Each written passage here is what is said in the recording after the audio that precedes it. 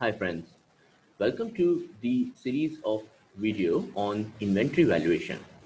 I hope by now you have already looked at the basic video where we spoke about some of the basic aspect about the inventory and thereafter followed it up with an important concept of landed cost. In this video, we're going to talk about another very interesting and good news, a very simple concept of cost assumption. Some people call it inventory valuation method, but let's just think and find out what it is. Well, right now, the point that I'm standing at is that I have inducted the inventory into my books. Looks a little complicated. Okay, let me simplify.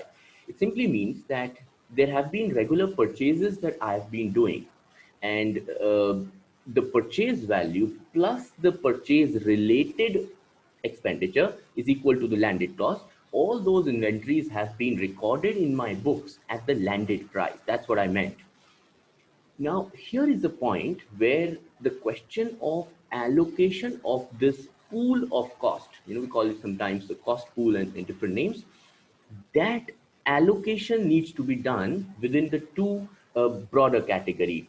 The number of units which have been consumed will go into the COGS and will hit the P&L or income statement as an expense, and the number of raw material units which are there with me still lying in the go down are going to appear in the balance sheet as a current asset.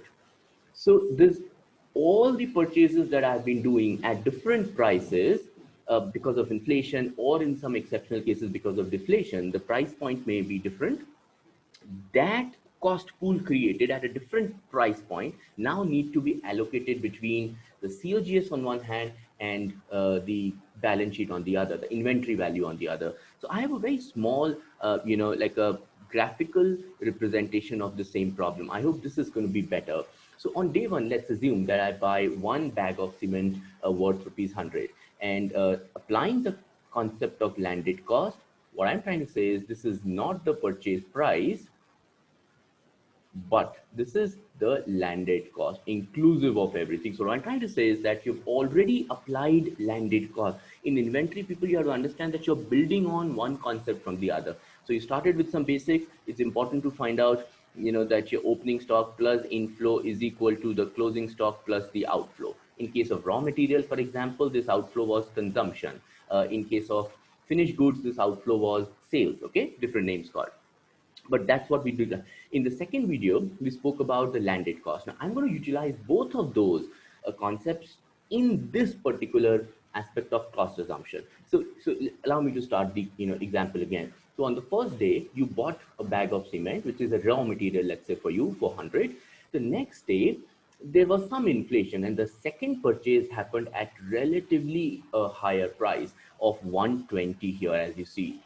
So that means by the end of day two, you have two bags for 220.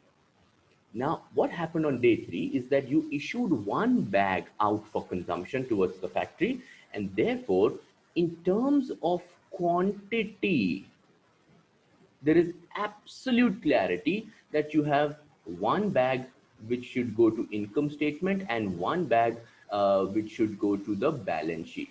In terms of quantity, there is absolute clarity. The question is in terms of the per unit value. How should I allocate this total 220 rupees between A, my consumption, and B, my asset value, which is going to go in the balance sheet? Now, again, here, I want you to just be mindful of a couple of things. What we are trying to again do is opening plus purchase is equal to COGS plus closing.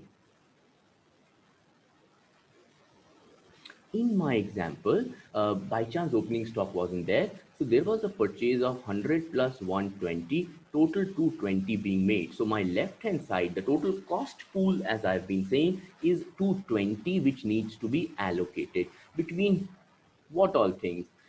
COGS and the closing stock. These are the two things in which the total pool will be divided. So an important point here, doesn't matter how do I allocate, the total remains 220. which means in case there are more than one method of allocation, please never forget that the total of COGS and closing stock will always be 220, like in my example. Which also tells me one of the implications, if let's say there is method one, which says that COGS is going to be valued at a little higher value, then automatically it means that the closing stock will be at a little lower value because the total cost pool remains 220. Okay, I'm going to bring on this point of comparison between different methods in detail in my live class. But anyway, let's come back to this distribution. Now, what's the answer? Yeah, what's the answer? We have looked at the problem. Answer is fairly simple to my mind. I will find out which unit has been issued, and there must be an MRP written there. There must be a barcode written there. There must be some kind of a signal which will tell me as to, is this unit that I have issued for consumption in the production process, is this of 100 rupee or is this of 120? Well, good news. In case you find such a mark, in case you find such an identification, then the need to assume anything is not there. Then the method that you're going to follow is called as a specific identification method. Specific identification method is typically followed where the volume is very small, like in case of shipbuilding or in case of airline manufacturing, jewelry manufacturing. The volume is very small and the per unit value is huge, which means there is little scope for making assumption about things. Okay, but imagine if these cement bags are not 1 plus 1 2, but there are steel coils which are 1,000 steel coils at a particular price and another 1,000 steel coil at another price, and we're talking about a company, let's say Tata Motors. Huge amount of steel is coming up and it is being issued for truck manufacturing. Now it's very difficult to make a one-on-one mapping, and it will be too time consuming. I will be wasting a lot of time in micromanagement, and in any case the steel, after unwrapping and after cleaning, all the steel coils are going to look same. Okay, so there I'm stuck because the identification loses its relevance. At that point, I have a couple of options. Okay, I have a couple of options. My purchase one was for 100 and my purchase two was for 120. So the option one that I have is, let me assume the first purchase was issued for production and the second purchase was with me when I closed the books at the time of balance sheet. That's option one. If I assume I am basically following FIFO, a very famous method, I'm sure most of you would have heard about it, first in, first out.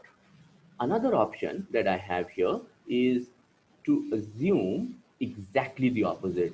Anything which got into the system later will be issued first. That means to say purchase 2 will be issued for consumption, which means that's where my income statement will be hit as an, as an expense, and whatever is left must be the older stock with me. You see, if we follow that, we say it's last in, first out. And then there is a method which is somewhere in between the two. Option 3, in which we say that how much is the total value of the pool which we need to allocate. In our case, 220. And how much is the total quantity that we have? It's 2. So this method says, fine, per unit average cost is 110. How many units have been issued? 1. Let me allocate 110 to consumption. How many units are there in the stock? Let me allocate 110 here. This is weighted average cost.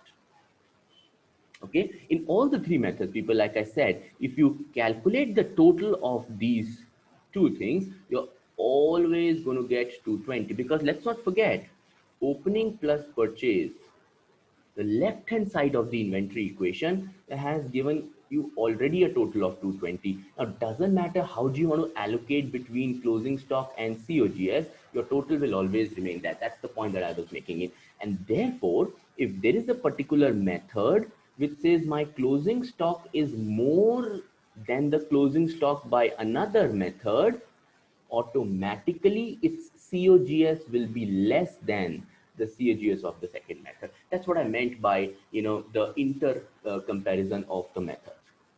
Okay, so people, a lot of exciting stuff will be there is more to discuss about these two methods, and we will also talk about some of the things that will these methods always give a different result.